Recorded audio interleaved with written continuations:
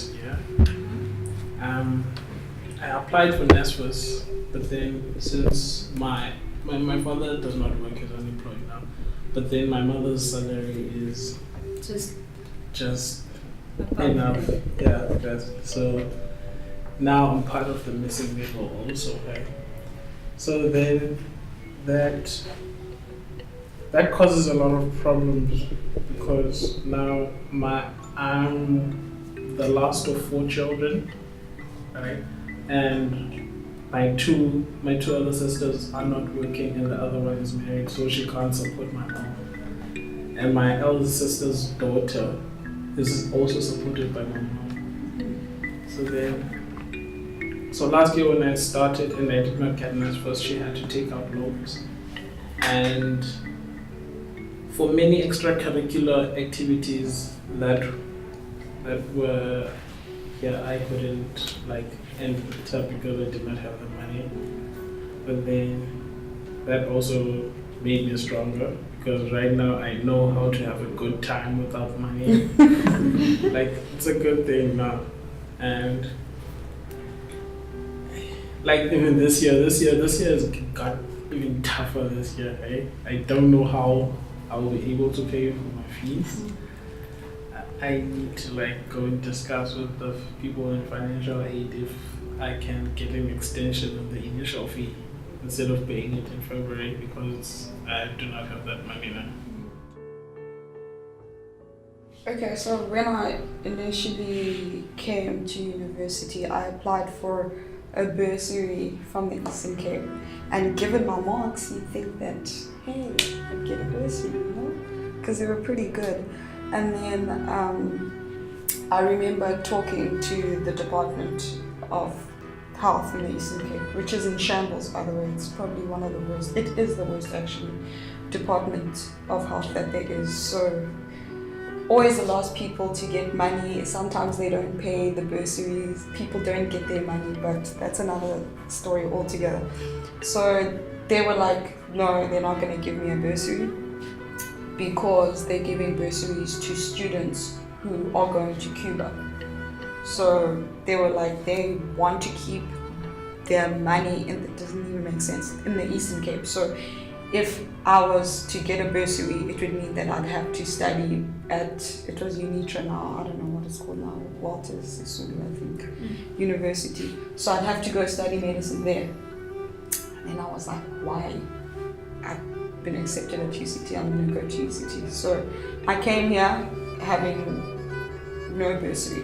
Then my parents, who are also like your parents, both of them work, and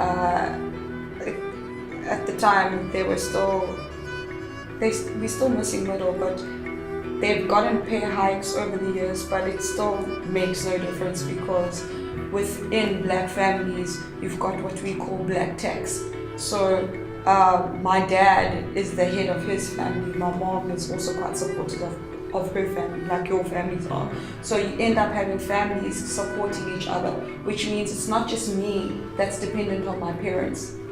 And with that being said, I had my son as well, and I also have my little brother who is still at school. My older brother is working, so he's fine, and he had a bursary, so it was okay. So yeah, I came here, and then luckily they had some policy, I think it was a Sanlam policy, an education policy that they had decided to put aside, but that was not even remotely close to what we needed, because they were like, yes, come to UCT, but I don't think they realized just how much university costs here specifically, and we don't even know why the costs are that much. We tried to get the faculty to answer us. They don't know why we pay 40 or 50 grand more than other universities. So that was problem number one. Even though we had that set, for me, it still wasn't enough. So then they took out a Nedbank loan. Luckily they got it.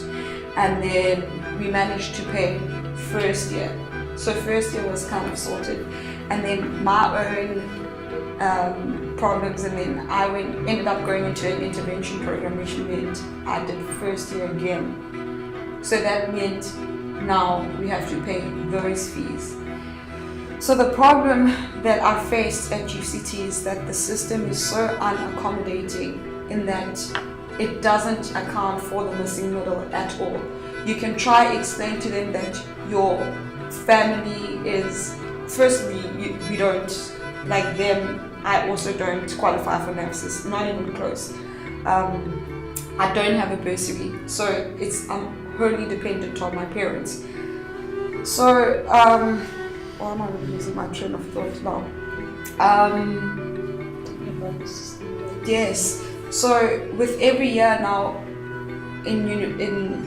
because I was at residence, if you don't pay your fees by a certain date, they kick you out. Not literally, right?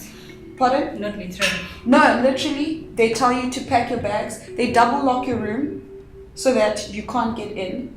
And then when you get to your room, you try unlock it, it's locked. So you have to go to the sub-wardens or to the res manager. When you get to the res manager, they tell you that no, your room's been double locked because you've got fees outstanding. And if it's more than 500 Rand, that's it. So I had obviously large amounts of money every single year. From 2010, I've had my room double locked because of fees outstanding. And they're not trying to understand that your parents have their family, your parents have my sibling who's now in varsity, my younger brother's in varsity. Even when you apply for NAPSIS, that's not written there. It says, do you have a sibling at the University of Cape Town, not at another university. Even when you write all your expenses, because my parents have cars, they have a house that they bought in 2012, which cost them quite a bit. It was great for us to move out of Elokshini to go to the suburbs, but with that, it came at a cost because now they just have so many things that they need to pay for that even if you look at their gross income, which is what NAPSIS does, and you just look at the bracket, which is what they do, they bracket you, it looks like you can pay, but they're not accounting for everything else that happens. So every year, that same trauma of being double locked, and then you still have to go to med school because med school starts in January, and you have to be going through all that trauma where you don't have a place to stay, you're trying to pay your fees, your parents are trying to patch where they can. So every single year, it's a thing of we're patching.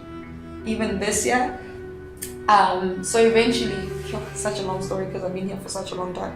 Eventually, what happened is that in 2012, I couldn't pay anymore because it was just ridiculous. I think we owed 90,000 Rand because the fees just keep on increasing. That's just tuition alone. It's not res. If you add res, it's 40,000 plus it just gets ridiculous. So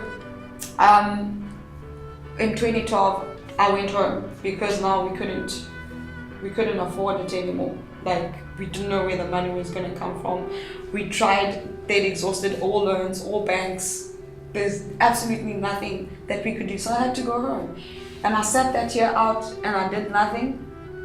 And then in 2013, that's the year that I sat out. 2012 I left, and then I had fees that I owed, so I still couldn't come back.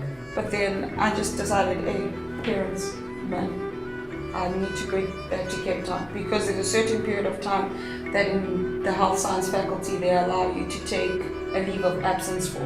So they call it a leave of absence, me leaving, but it's actually financial exclusion. So according to med school, what they say, no one's ever been financially excluded at med school, which is a lie because obviously I was at home. So that's what they tell people, but that's not the truth.